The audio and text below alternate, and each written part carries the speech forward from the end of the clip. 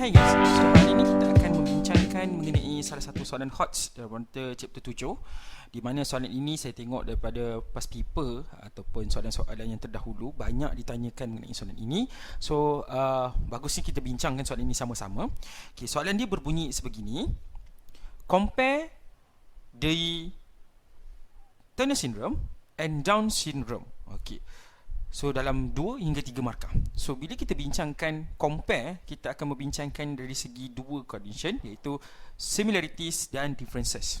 Okay, so bagi sesiapa yang berminat untuk cuba dulu attempt soalan ini, saya minta kamu pause dulu dan selepas ini kita akan bincangkan jawapan dia sama-sama.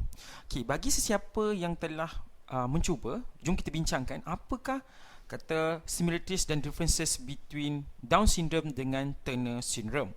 Okay, kita tengok pada similarities dulu. So, similarities untuk Down syndrome dengan Turner syndrome ini, untuk Down syndrome dan Turner syndrome adalah both genetic disorder involve chromosomal number alteration, di mana dia disebabkan oleh pertukaran kromosom number. Okay, so number kromosom dia berubah, satu monosomi, satu lagi trisomi. Okay, tapi differences dia ada dua yang utama.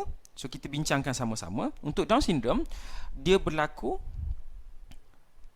di dalam autosomal kromosom, iaitu kromosom 21, dan di mana Turner syndrome pula berlaku di dalam seks kromosom, di mana berlaku pada kromosom 23. Itu perbezaan yang pertama. Okay, perbezaan yang kedua adalah untuk Down syndrome, dia menyebabkan ataupun mutation dia menyebabkan keadaan dia tambah kromosom, iaitu kita bagi sebagai trisomi. Dan untuk Turner syndrome kita panggil sebagai monosomi, di mana dia kurang satu kromosom, satu pasang. So apa yang berlaku adalah number dia berkurang. Untuk Down syndrome, number kromosom dia bertambah. Okey. Untuk soalan macam ni, anda kena pastikan anda kena compare betul-betul. Maksudnya anda kena cakap similarities dan differences dia bagi memastikan jawapan dia lebih tepat dan lagi mudahlah difahami oleh pemeriksa. Okey, itu sahaja daripada saya. Sekian, Assalamualaikum warahmatullahi wabarakatuh dan salam sejahtera.